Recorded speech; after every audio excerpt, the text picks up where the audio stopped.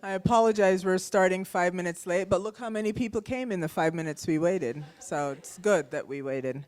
So thank all of you for coming this evening. Many of you know my name is Lisa Anderson-Levy, and I teach in the anthropology department and cross-list courses with Chris. And I will be the facilitator this evening. So before I ask the panelists to introduce themselves, it's important to thank the Office of Academic Diversity and Inclusion, or Inclusiveness, OADI, and the Weisberg Program for their generosity in sponsoring this event this evening. This is, for those of you who are sort of keeping track, this is the second of the hashtag Get Woke Beyond Police Brutality series, and the third I'll tell you about when we get to the end. So what we have planned is pretty informal. I have a couple of questions that will get us started, but we're really hoping that this will be a conversation with you all. So if you have questions, I encourage you to ask them at any point during the presentation. All right, so if we can start with Stacy and the introductions. Is it on?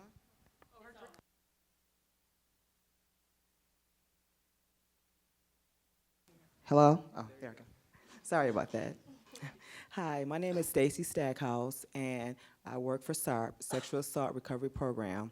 I'm an outreach advocate, and I was hired mainly to work with minorities that are underserved, but I work with everyone, but mainly for minorities.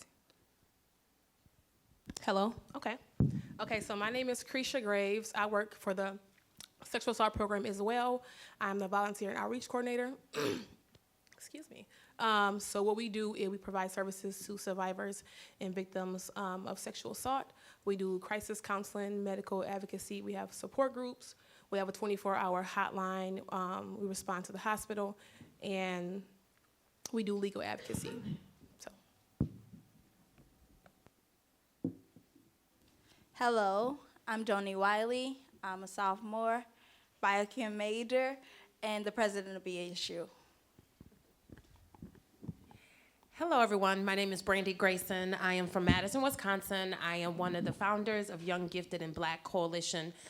We did some work around Sierra Frickley, who was a young lady who was charged with homicide for defending herself against her abuser. We got her out of jail. We did some work around Tony Robinson, who was murdered by Matt Kinney, Madison Police. So we do a lot of work. We did a lot of work around community stuff. I'm currently a racial justice, social justice consultant. I work independent. I do training in racial justice, facilitate workshops, do curriculums around cultural competency. Thanks for having me. Okay, great, thank you.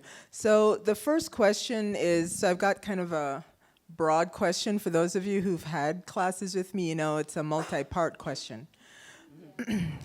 Okay. All right, so how does the public spectacle of Black male murder by the police prevent us from recognizing or seeing other moments or types of state violence that affect women and children, particularly women and children of color? And so underneath that then is, how do heteronormativity and sexism operate together to create a blind spot around state violence and women and children of color? So we can start with the first bit. So the public spectacle of Black male murder, sort of hiding other kinds of state violence. I would like to start, but I would like to first start with providing an understanding in the context in which we exist, because I think that sometimes we don't have, or we don't have a proper analysis of the systems in which we exist. And that system, first of all, is white supremacy racism, which is the foundation of everything that we see, and it's the root of how everything in your question is answered. So let's just start there. We're defining it, right? And I'm gonna use the definition provided by Dr. Frances Cress Welsing. she defines it as white supremacy is a local and global system and dynamic, structured and maintained by person or persons who classify themselves as white, whether consciously or subconsciously determined, which consists of patterns of perception, logic, symbol formation, thought, speech, action, and emotional response, conducted spontaneously in all areas of people activity, including economics, health, education, entertainment, law, sports, politics, religion, sex, social services, and war, for the ultimate purpose of maintaining the power equation of white people over all non-white people. So in order for us to answer the questions and to move forward, I would just like to say that in America and across the globe, but we're just gonna speak locally, the context in which we exist is white supremacy, patriarchal, capitalistic society. That is who we are, that is our grounding, that is our root. And so we already defined it, we already defined white supremacy, and if we take a look at patriarchy, patriarchy is the ideal, the understanding that males should dominate, right? Like this idea that male is dominant, right? By all means necessary, leading to violence, right? And then capitalism also is this like an economic system of value, putting really like people and, you know, people on the bottom and products on top of people in a sense. That's my own kind of summary of that economic system. But if we take a look at white supremacy, patriarchy, patriarchal capitalism, then what you have when you break it down is violence. White supremacy has led to violence. Patriarchy has led to violence. Capitalism has led to violence, right? And that's the foundation in which we exist. So when we take a look at the media and we see how the news is framed, it's framed around men, right? Because even media have this idea of male privilege, and that males are somehow more important, right, than females. And that is true even within our race as black people, as brown people, as yellow people, as red people. The construct and the idea of white supremacy, patriarchal capitalism flows through all of us, right? And we all carry the torch. We all uphold these systems. And this is not about an individual, right? This is about a system, local, global system that's consistently, always, always actively at work, always, in all daily activities. Every time you interact with someone, these systems are at work, and that is the context in which we exist, and that's the context in which leads to violence against black women bodies, brown women bodies, and leads to this hierarchy, right, this racial hierarchy and gender hierarchy that we see play out. So I just wanted to provide that context. I talk too much, so I'm gonna let someone else talk. That was good. Okay. Hello? Okay. I think you did a great job, by the way. Yes, you did. Okay, so basically I went a different way, but I said that it doesn't prevent us because it also helps raise awareness about black females. We do hear more about males in the media, but it has brought light to the females as well. And of course, I'm gonna blame the media for a lot of it because they don't talk about it nationally. It may be locally, but nationally we don't hear about it until like Sandra Bland, until it's really big. So that was my perspective on it. And I just want to say that, you know, in the news just recently, they were talking about young ladies that were missing. And I think the media doesn't, like if it's a white counterpart, you know, that's highly publicized. But when it comes to minorities, it's not publicized at all. You probably hear a little bit about it, then no more. So, and I think, like she just said, being aware of it, we need to be more conscious of that. So before we get to the second part of the question, so there's one addition that I would make to what you all have said, which is to say that the spectacle of black male bodies being murdered sort of has the ability to limit the conversation to be about, so that the state comes to be about just police, and we don't think about the welfare state that, you know, disproportionately impacts women of color. And so part of how I see this conversation being limited is about sort of this shock value of the bodies of these men, and then the kind of everydayness of, you know, housing assistance, food assistance, all these other ways that the state impacts women's lives we, you know, kind of don't notice because they're so normalized. Okay, so the second part of the question is about how heteronormativity and sexism operate together to create a blind spot around that state violence and women and children of color. I'm going to always refer to white supremacy, patriarchal capitalism, because again, that's the context, and within that context, we have this standard of what we consider normal, right? We consider whiteness normal, right? We consider maleness normal. We consider heterosexism, what's the word? Normative, there you go. Normal, right? Like we have these constructs that have been provided for us that aligns with white supremacy, patriarchal capitalism, providing a understanding and conditioning in our minds for how we exist and move in this world. And anything outside of those constructs are seen and understood as abnormal and therefore othered, right? Othered, something's wrong with it. And when something is othered, like black and brown bodies as it relates to white folks, then that otherness creates this sense of non-deserving, right? Less than, inferior, no need to address the issues because it's outside the constructs of what's normal. Whiteness, right? Patriarchal, this idea that men are superior to women based on what? Based on their ability to physically dominate a woman, right?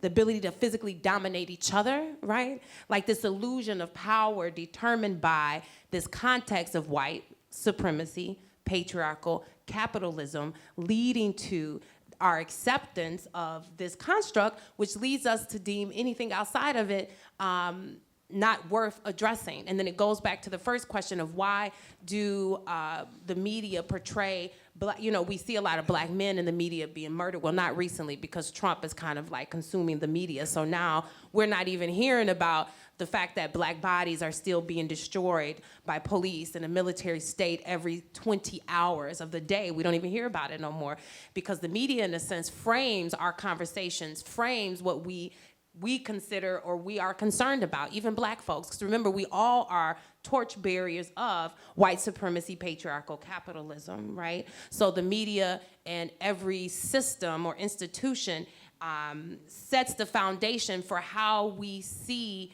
black and brown bodies, right? So anything outside that, like I said, whether it's people who are queer, non-conforming, transgender, anything outside there is considered not to be abnormal as it relates to white supremacy, patriarchal capitalism. So therefore, it's not it's absorbed into so in intersectionality. So you have like the issue of gender, right? So when gender comes up, when people talk about sex traffic, for example, we know that is rapid. We know that our government is tied to that, right? But when we think about it, we only think about white bodies. Why? Why do we only think about white bodies when black and brown bodies are disproportionately impacted by sex trafficking? Why? Because, again, the context in which we exist, white supremacy, patriarchal capitalism, anything that's outside of that is deemed not addressable, right? And is absorbed. So in sex trafficking, it's absorbed into gender. It's the issue of gender, and we negate or we neglect the issue of race, right, and class and other identities that might compound or lead to being disproportionately impacted. Oh, I'm sorry, we're not passing. Okay, to go back on what you said, I basically said it creates a blind spot for those who don't fit into the norm. So I just gave an example of a transgender person. If they're pulled over, say they're African American by a white officer who's never had an interaction with a black person or a transgender person, they might be treated differently because they don't fit into what in their mind is normal. So that was basically my take on it. And I also want to say that it also transcends into schools too, and education, where you have minority students. They don't really know who they are really. And what they see, they're reflected by that. If that's all they ever see is, dominant of white people, then it's like they don't think outside the box, And that's one thing that I've noticed by me working in school districts also. It was a huge thing here in the paper about hiring more minorities just so, minorities can see other minorities to make it normal, because it's not normal when you think about, like, everybody in here is pretty diverse. That's how it should be. That's how people should see that, but they don't.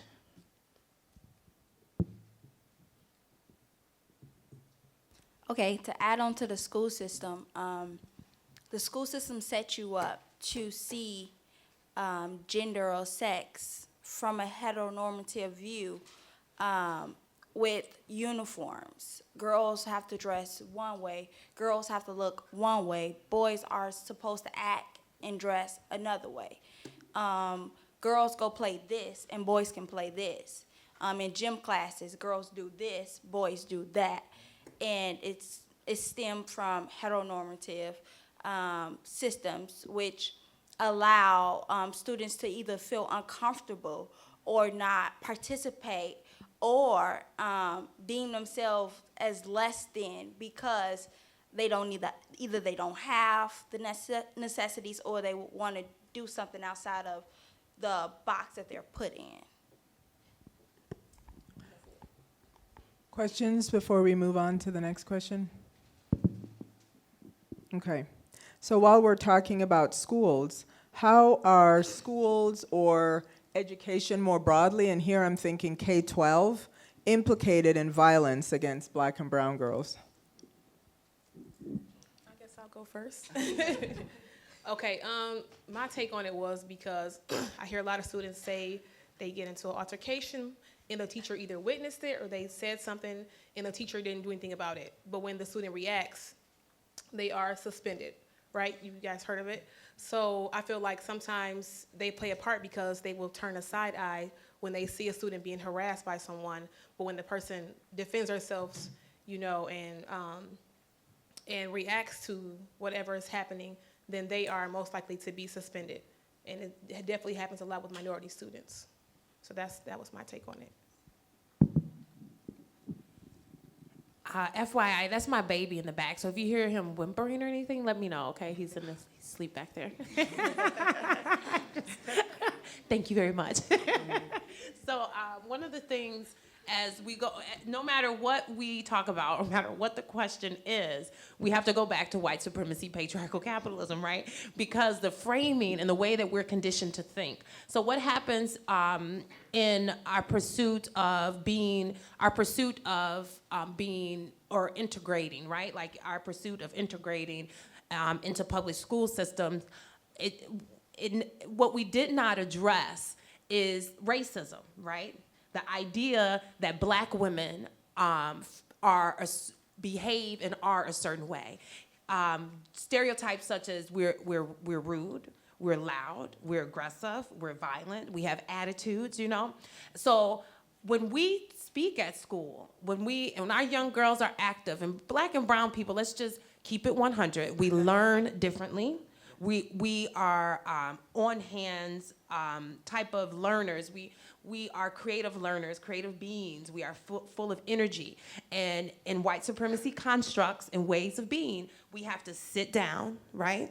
6 hours out the day, sit down, behave in a certain way, align in a certain way, equate 2 + 2 = 4. You can't do -5 plus something. You know what I mean? You have to behave in a linear way, because white supremacy tells you so, right? Because the design of white supremacy is to create a structure that we must all abide by, because that structure is considered normal. And black and brown people don't fit into that structure. So when we're at school and when our girls are kicking it or yelling like, "What up, girl?"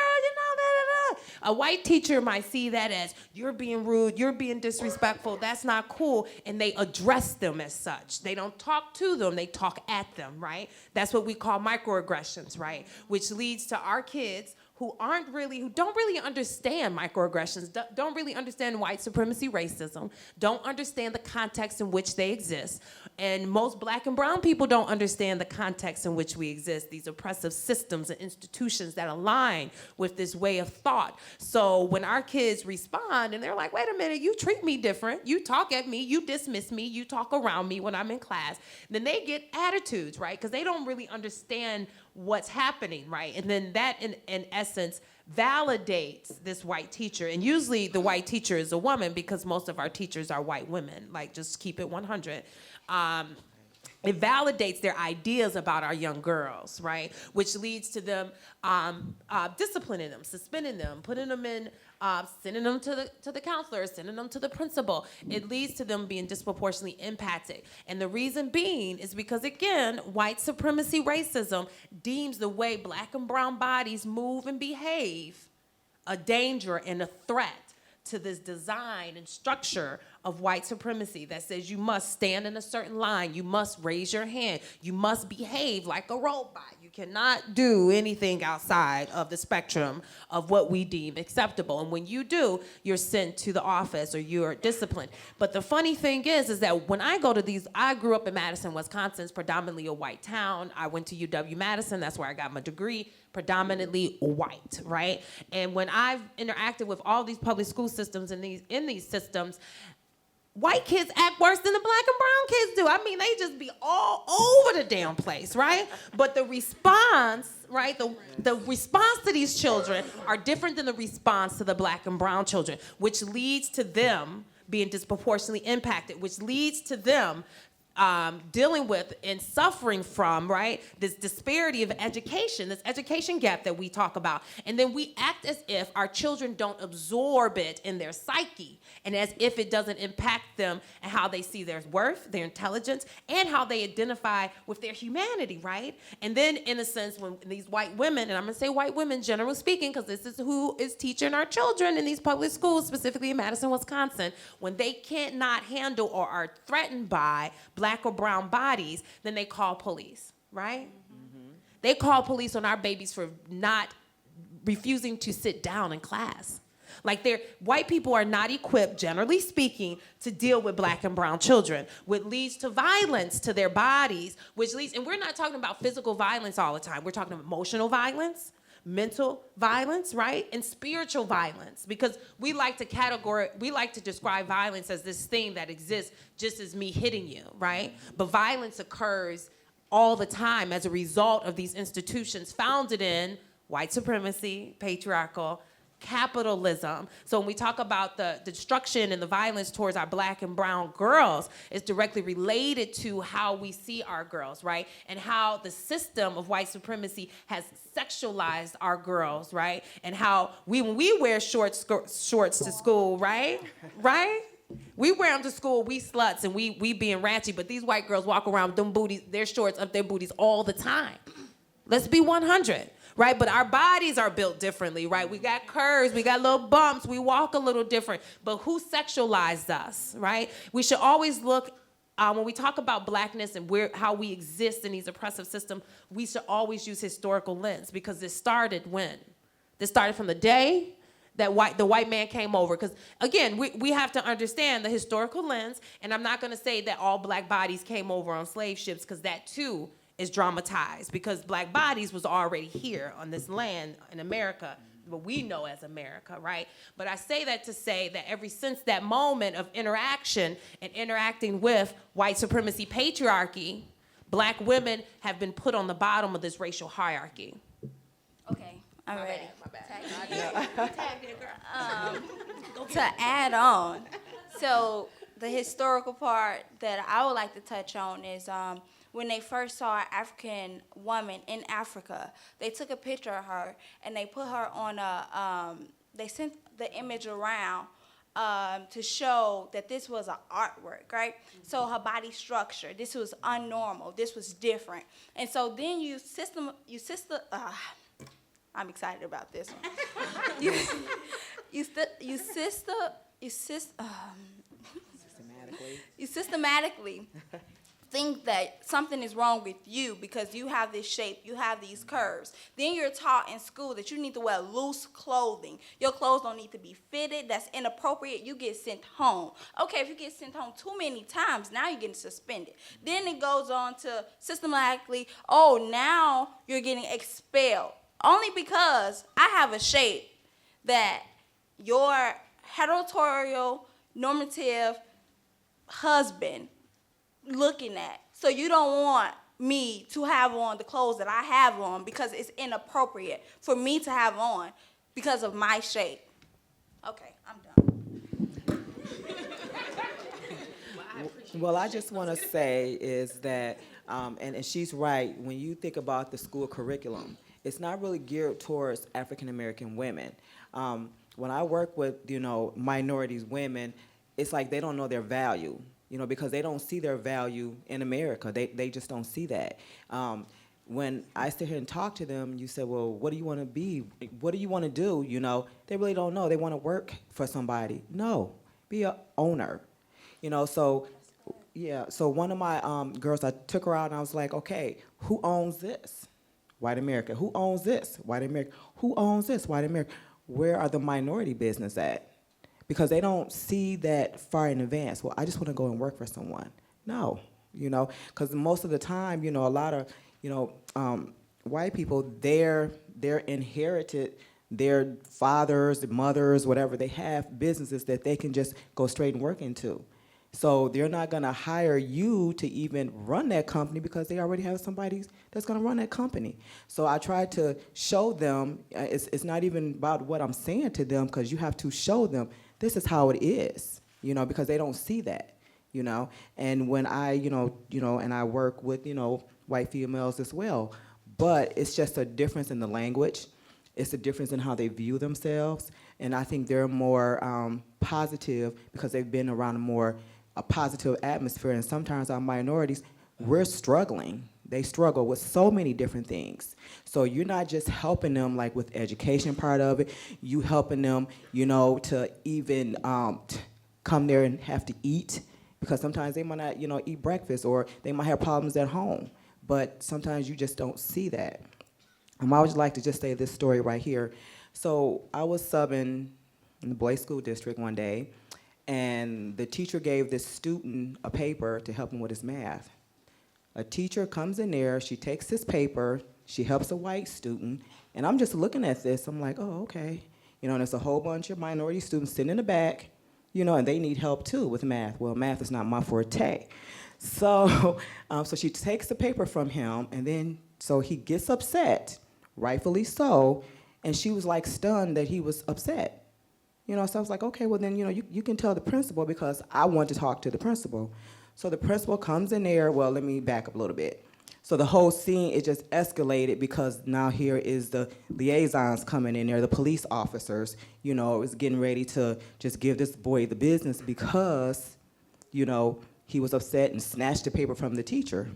So when the principal comes in there, I was like, you know what? I said, she took that paper from him that his other teacher gave to him. I said, to help this student, why couldn't she help all the other students? She says, well, this particular student's IEP, do you know what that is? Well, of course I know what that is. And that's another thing. Sometimes we have to know even more than, because they don't think we know as much as we do. So I was like, of course I do. I work at the School for the Blind. So yes, I know what IEP is, individual education plans. I said, but she took this paper from him that his teacher gave him. And she was like, oh, okay, well, I'm just gonna go check it out. Okay, yeah, you do that. So she did that. She comes back, she said, well, I apologize. She said, and he's not in trouble. But see, that's the very thing that she was talking about. It's like, they don't know how to deal with our kids, and by them looking at that, and if I hadn't have been in there, how do you think it would have went? So, I want to stay with the school theme for just another minute and ask you all about colorblind discipline and how you understand that might work in school districts, not just here in Beloit, but in other places too.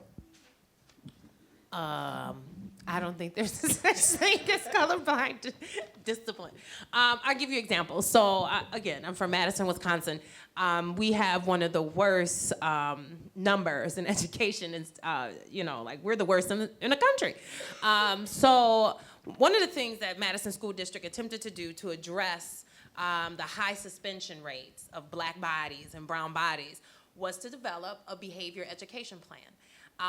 That was supposed to be colorblind, right? They're supposed to have these strict guidelines for disciplining children, black and brown children, of course, disproportionately, even though it's supposed to be colorblind. So what they said was that kids could not, one of the things was that children could not be removed from classrooms for behaving poorly. But guess what they did? Just guess what they did. They put all the black and brown kids in the same school, in the same class, I mean. So we have West High School, population of 2,000 kids, 90% white kids, right? Maybe 4 or 5% black kids, and the rest, you know how it goes. So they implemented this plan, but then they put all the black and brown bodies in the same classroom and then said that it was randomly selected. So then what you have, right, is you have children who may need to be, let's just say children that may need to be in different classes, right? So, and what they also did at Madison West High School is remove introductory classes. So there's no earth science, there's no pre-algebra, there's just straight, ninth grade, you go straight into biology, ninth grade, you go straight into algebra. And if you need, other classes, then you're just asked out, right? For real, you're just asked out. So what ended up happening in this behavior and education plan, they put all our children in the same classroom, refused to deal with children who was disruptive. So what happened to the black and brown children that were not disruptive in those classes? They didn't get education. They couldn't pick up the concepts in the class because it was disruptive. And based on the behavior education plan, the children could not be removed or disciplined, or nothing was to happen to these children, right?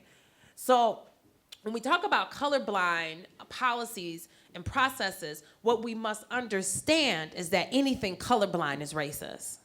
That's good. I'm going to say that again. Anything colorblind is racist. Because again, it's white supremacy racism trying to erase someone's identity, right? And again, erase the attributes and different, trying to erase race, right? And to do so is to erase the challenges we come to bear as a result of the systems in which they created, you created, we did not create, we just exist and survive in, right? So when you say that you're colorblind, you're saying to me that as a black woman, my experiences don't matter, right? As it relates to these systems of oppression. And remember, every institution and every system that we interact in is founded in, grounded in, rooted in white supremacy racism, which means that my experience as a black woman is different than her experience as a white woman, right, within these institutions. How I'm seen, how I'm addressed, how people interact with me, how people think of me, right? Because people see me and be like, oh, she's aggressive and she's rude because she's calling me a racist, right? She just said that white people are racist. She just said all systems and institutions are racist. See, that's what I mean. These sisters are rude. They got attitudes.